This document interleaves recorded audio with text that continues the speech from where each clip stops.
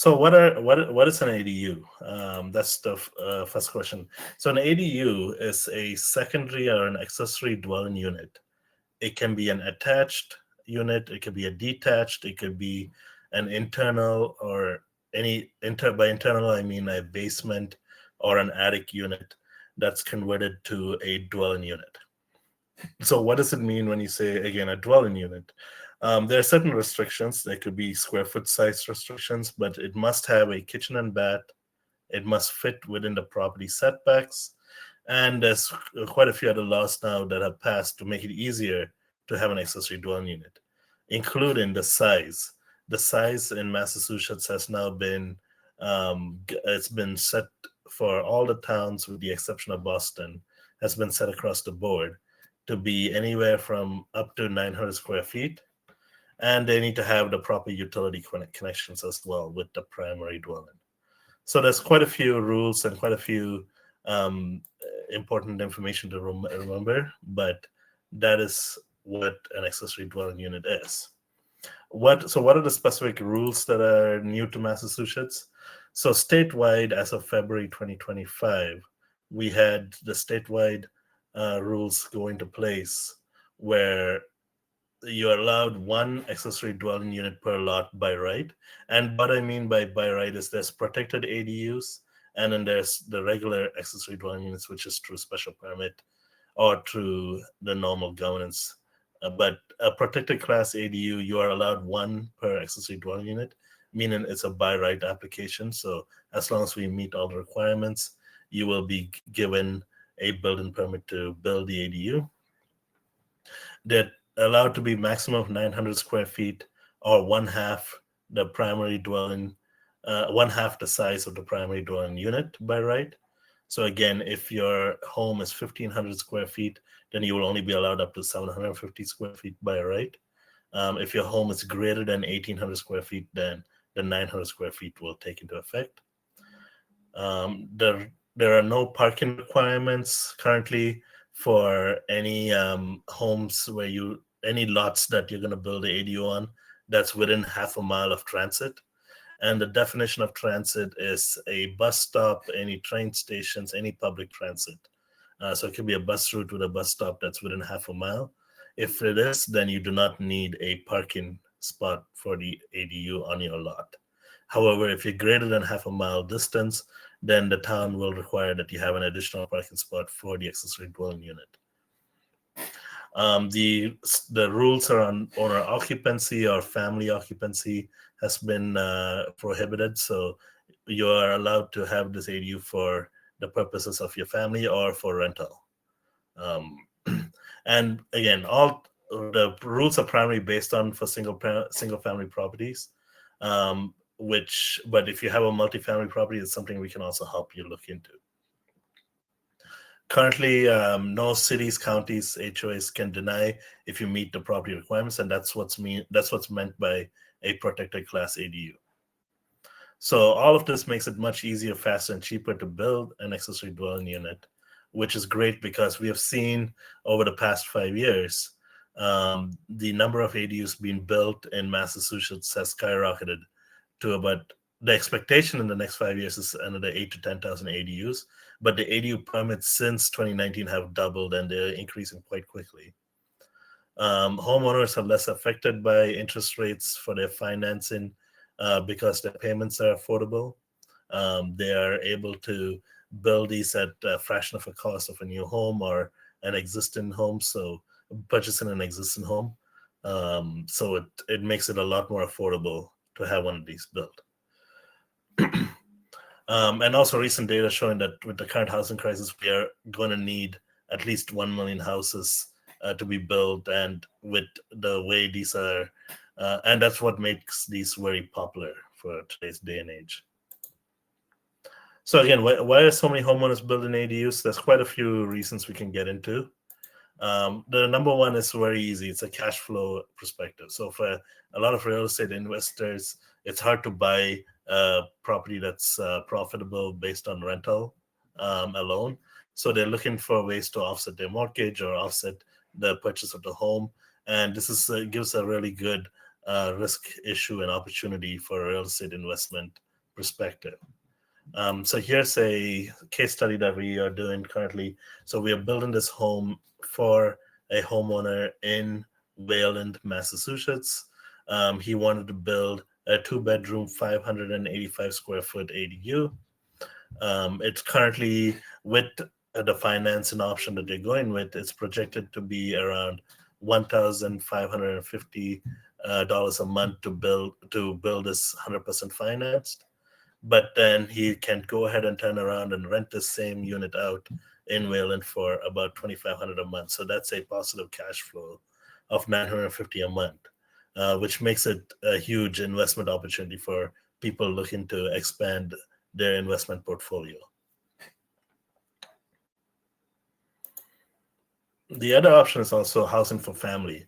As you probably, if anybody who has aging parents or even your adult children living with you, you know that housing can be quite expensive. Rent is almost 2,500 to 3,000 a month anywhere in the greater Boston area. It's tough to find, especially care facilities, and whether it's assisted care or just regular care facilities, can cost an average of 5,000 to 8,000 a month. So it's quite an expensive,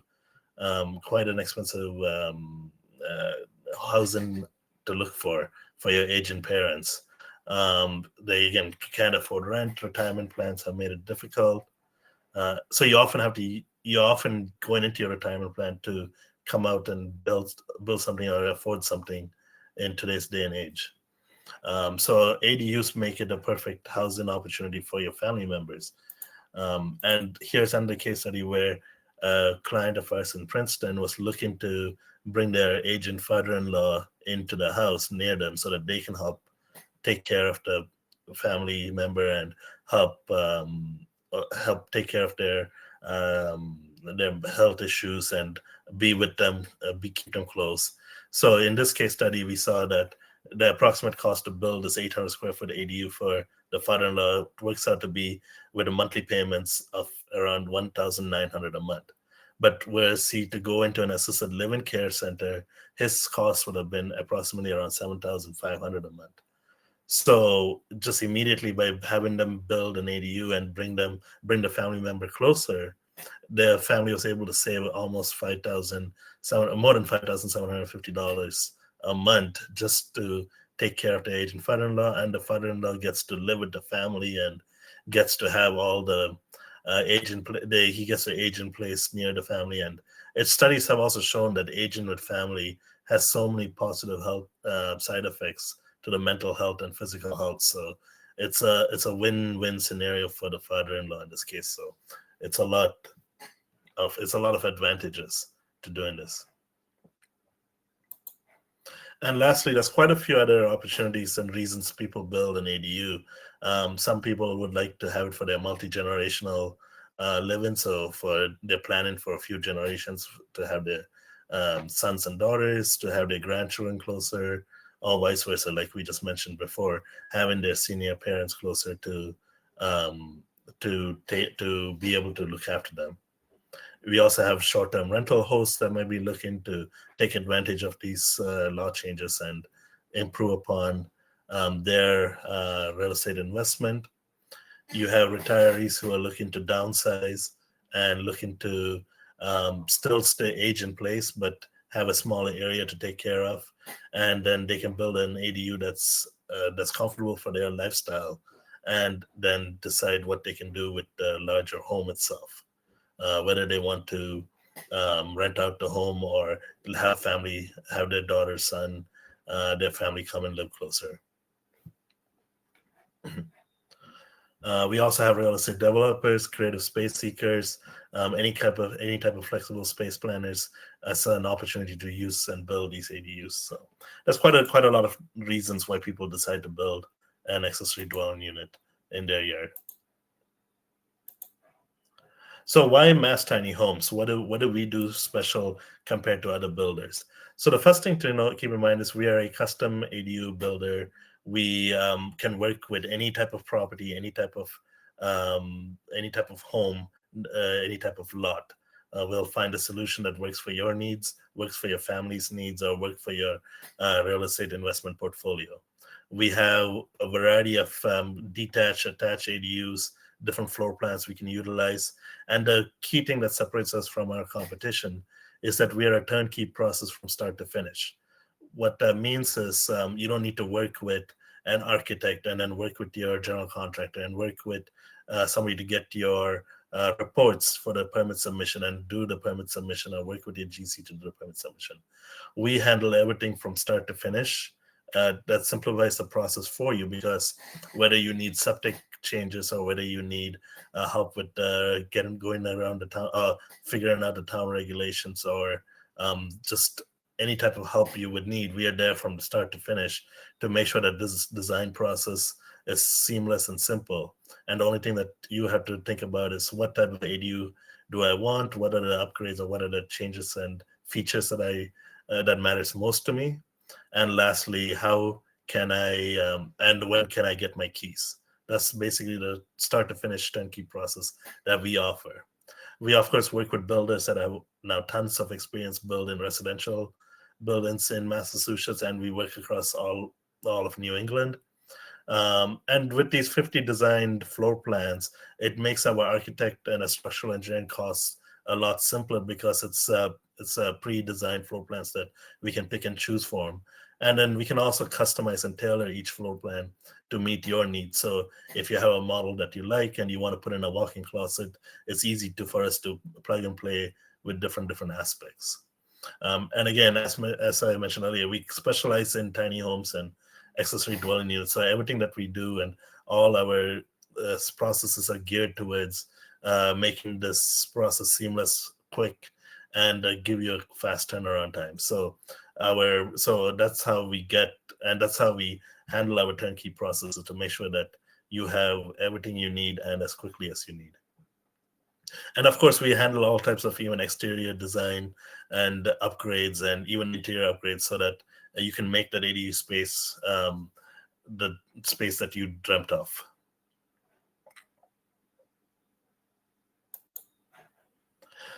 So what does this process look like from start to finish? So we have a design process that we start with. And again, the design process is very much geared towards making sure that you have everything that you need to finalize, whether it's what type of upgrades, what type of finishes, which model, what's the square footage, what's the location. So there's a lot of things to decide, but that process can be as quick as 2 months, maybe even a month, or it could be as long as 3 months, again, depending on how much detail you want to go into and look into. That's the first thing. Then once the design process is frozen, we get all your documents for the permit submission. We will go ahead and do the permit submission on your behalf, where we'll contact zoning, building, all the different departments, and submit the plans for your accessory dwelling unit. That permitting process can take anywhere from 2 to 4 months if it's a by right permit, and it could be significantly longer, 3 to 6 months, if it's a special permit process. And that's important to know, depending on what type of build you are going with. Once the permitting is true and the town has agreed and they provide a building permit for the ADU, the construction process again can take anywhere from 2 to 5 months. It typically depends on the size, again, the materials involved, the upgrades, all those types of features. There's also, as we do every part of the build, whether it's the foundation, again, I mentioned it was a stick built ADU that we do. So whether it's the foundation or pouring or doing the framing or the roofing, there's always a town inspection in between, as well as we do our payments in stages. So you would also be having the payments come out at set intervals. And that will, again, determine the speed of how quickly we can move through construction. So a lot of factors determine that 3 to 5 months. But a lot of times we can actually speed it up and bring it in, as long as we are quick and we have everything scheduled accordingly.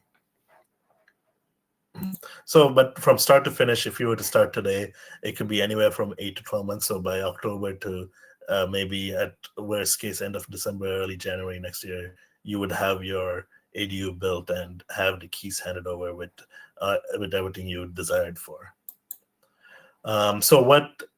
This kind of came out a little bit weird on here, but what are typical floor plans? So we have different types of floor plans to look at.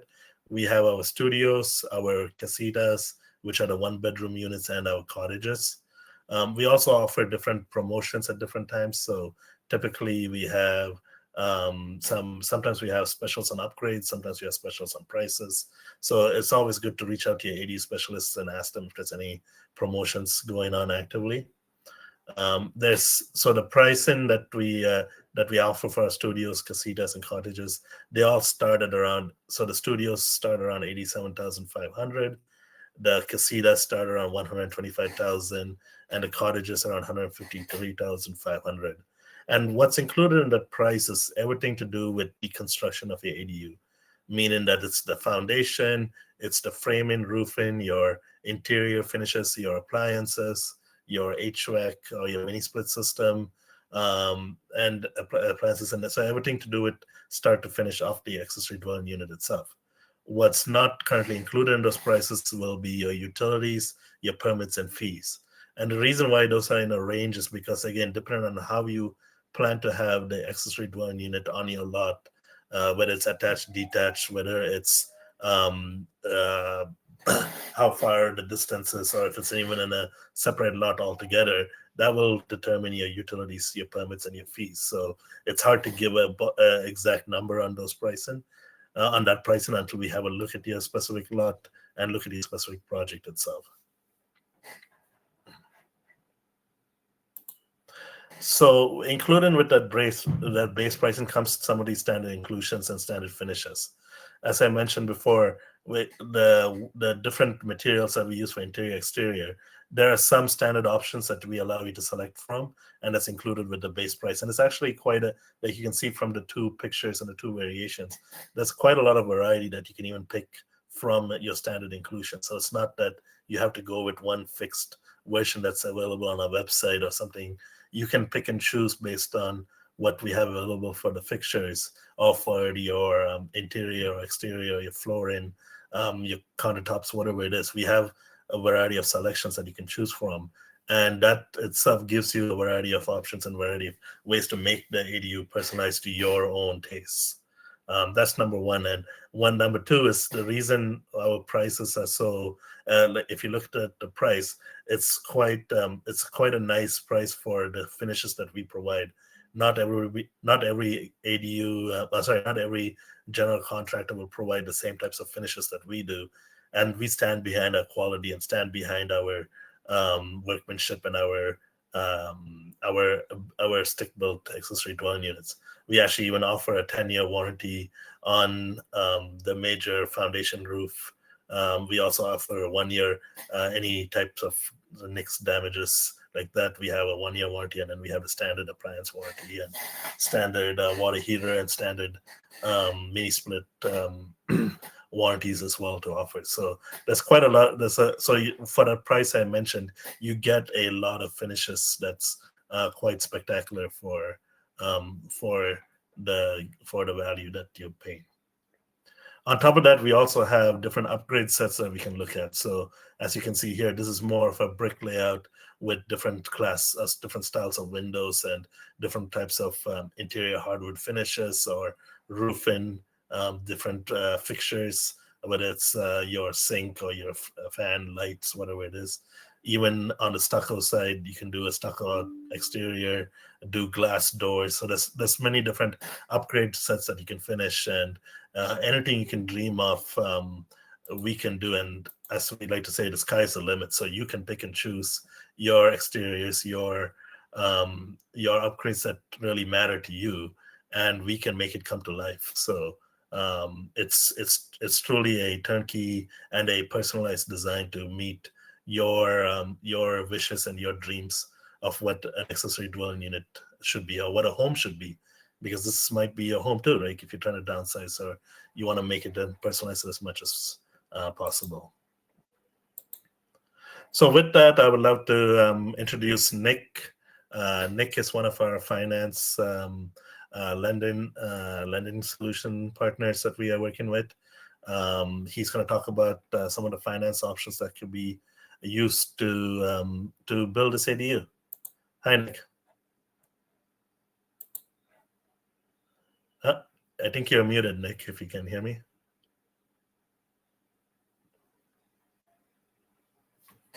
Let me see.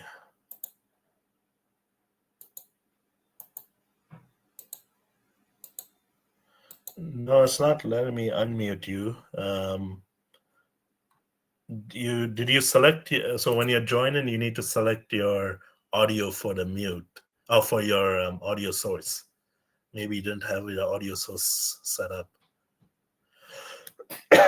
Sure, take your time. So Nick, he works for the Guaranteed Rate team, and he works with Bryan Brown.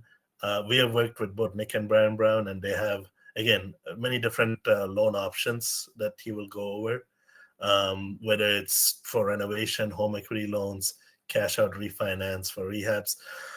There's a plethora of options to choose from. And again, he's the one that'll tell you what are the different requirements and how it would fit. And he will look at your finances and tell you what's the best product that's going to make sense for you and your situation. So I will let Nick come back and have a say at that. That's again, as mentioned, there's so many different types of loans these days. So it's always good to have a reputable and recommended financial partner to work with, who can give you those options and who can look at your situation on a case by case basis, right? So it's completely, it's whatever solution he comes up with is going to be totally personalized for your lifestyle and for your current needs. So if there's any restrictions you want to mention, whether it's your income or whether it's something to do with your aging parents' income, or if you're going to split the payments between you and your parents, or you and your elder children, adult children, whatever it might be, they will always take those conditions into account and then give you a solution that works best for you.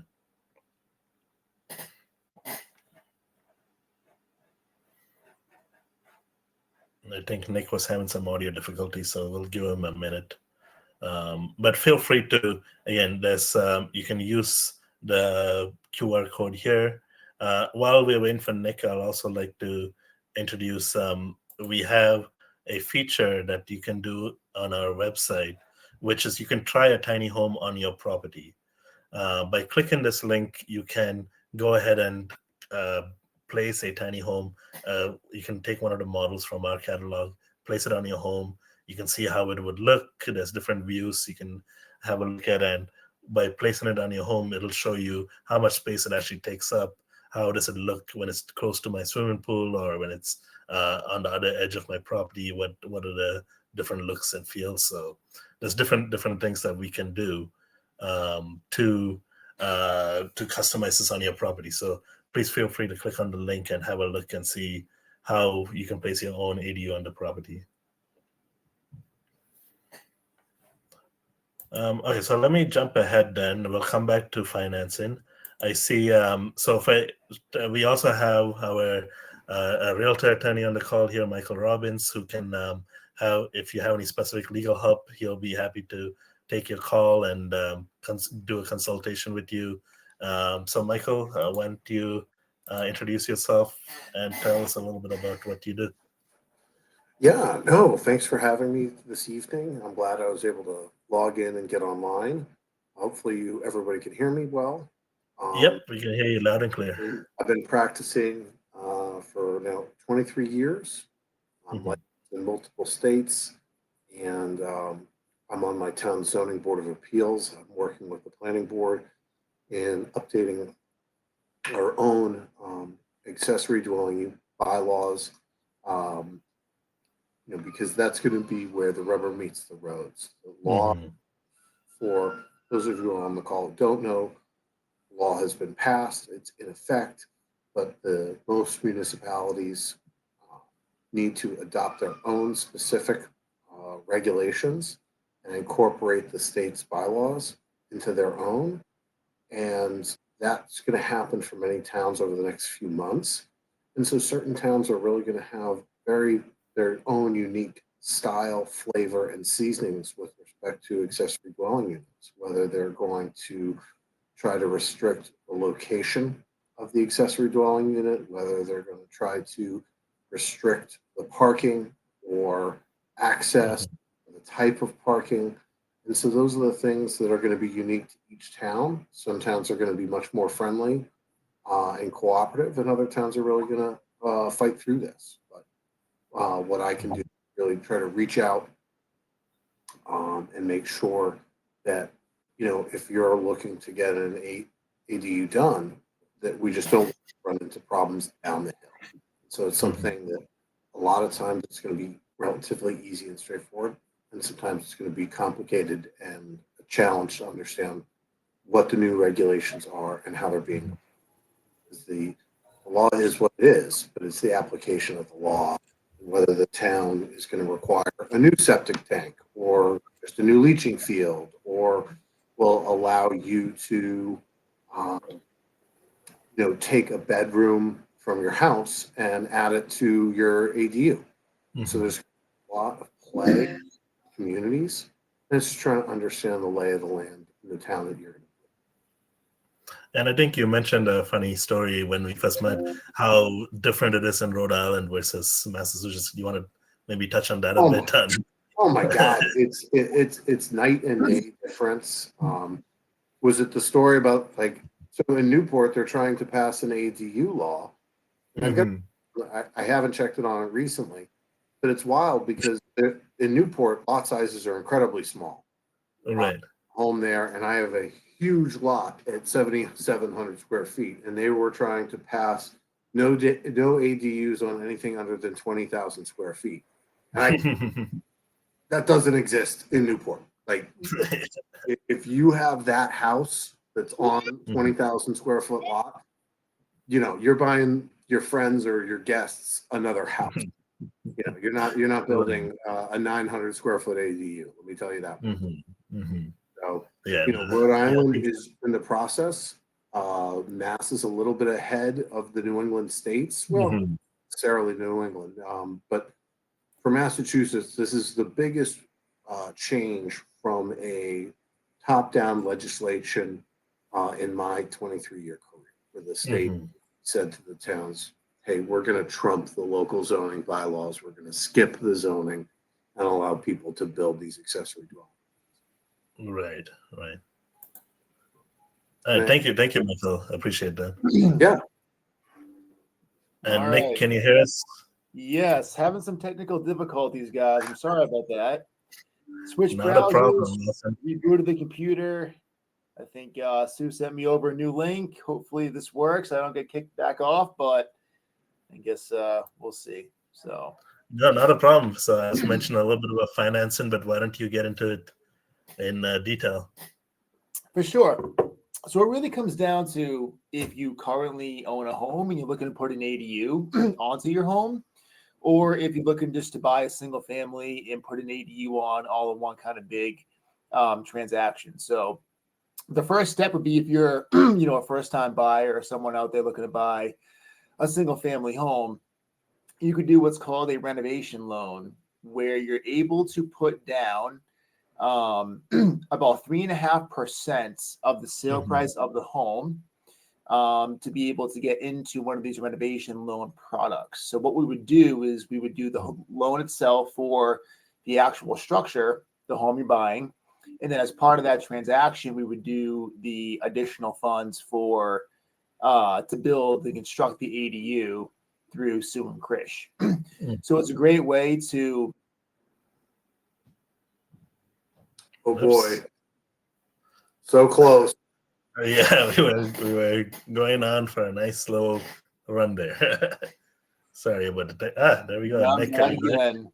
I'm sorry. I don't know what it is, but some technical difficulties going on there. So we'll figure it. We'll iron it out for the next one. All right. But yeah, no, essentially, if you're looking to buy a house, again, these are only applicable on single family homes.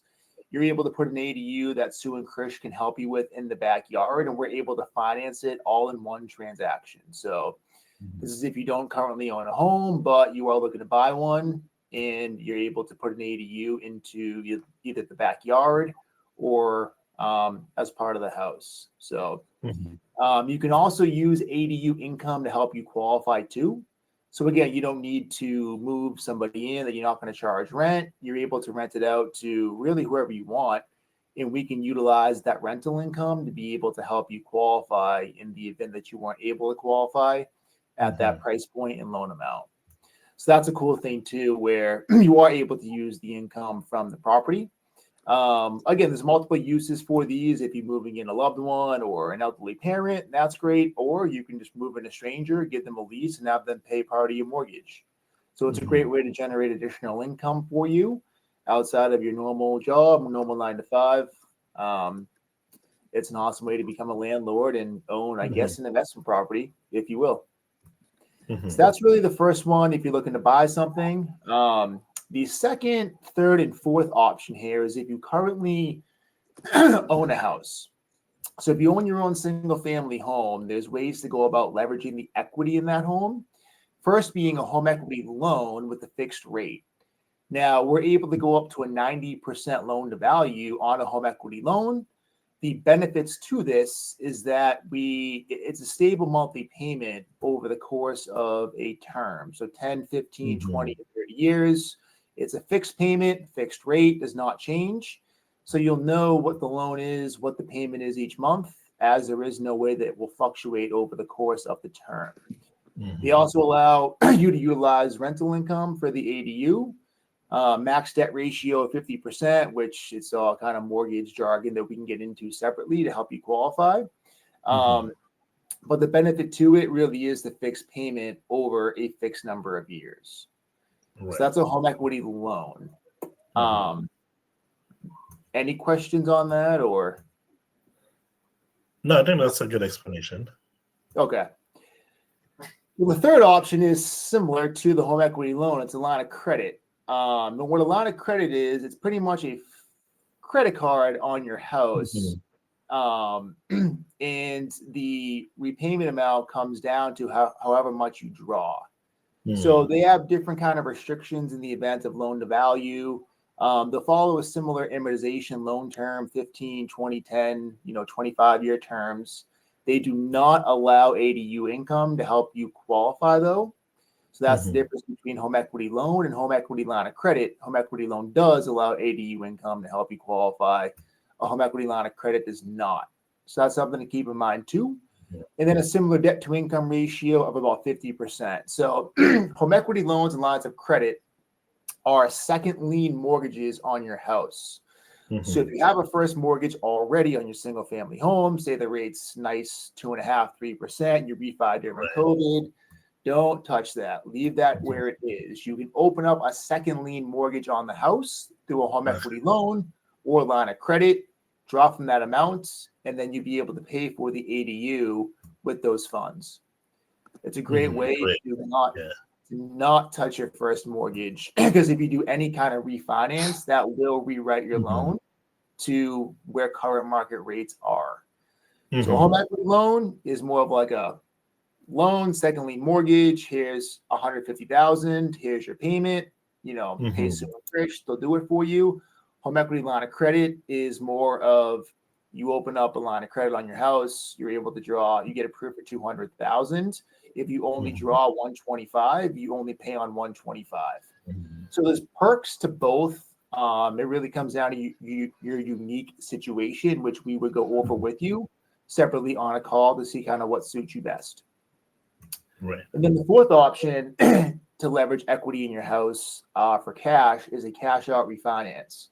We really only somewhat recommend these when rates are lower than what your current mortgage rate is. So say you bought a house, the rate's 7%, a cash out refi rate's 6.875.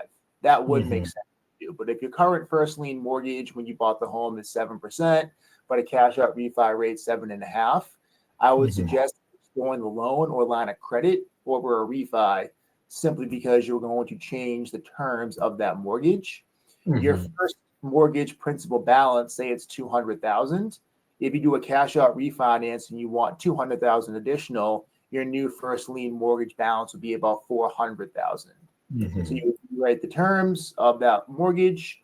Again, it's situational to the client. Some would like to for various different reasons. And then the second lien products, which is the loan and the line of credit, could be beneficial to others. So again, the loan to value up to 80%. Most of these products typically are. A loan to value is the loan divided by the value of the home, which is good. the ADU income is allowed on the cash out refinance transaction, and the max debt ratio is 50%. So they're all pretty similar qualifying wise. There's really not much to them that differs besides kind of how they operate, and that will come down to what you want and what you're looking for to be able to leverage the equity to get the money to pay for the ADU. So 3 great ways to leverage your home's equity if you currently own a home, or again, option 1, where if you are looking to buy a home and put an ADU on there, the renovation product would be the best way to go about it. No, that's great. Thank you, Nick. That really explains a lot. And it shows you all the different options that you have and the different levers you can pull to make something work for their situations. So Exactly. That's great.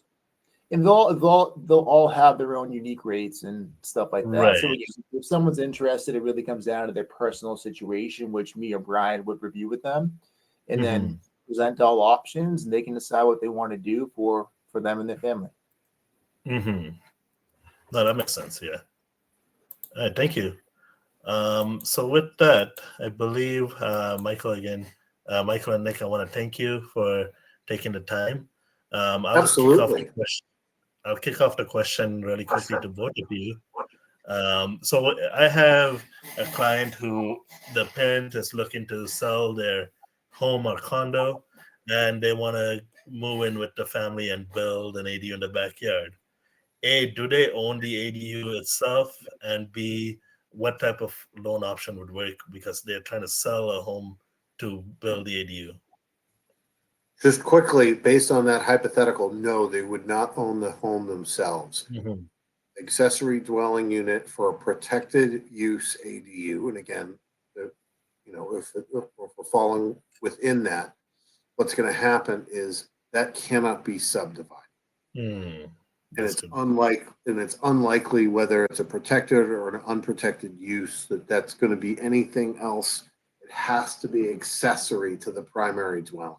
It couldn't be cleaved off from the whole, because that's what people would do, is just condoize their property effectively and sell off a portion of that. So legally, I don't.